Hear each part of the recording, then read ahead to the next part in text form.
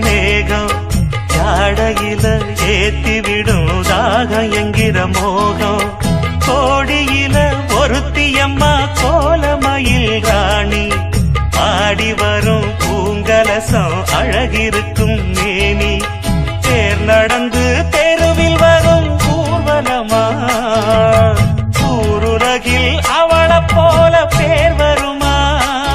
நல்ல பளிங்கு போல சிரிக்கும் மனச பறிக்கும் பவள விருப்பு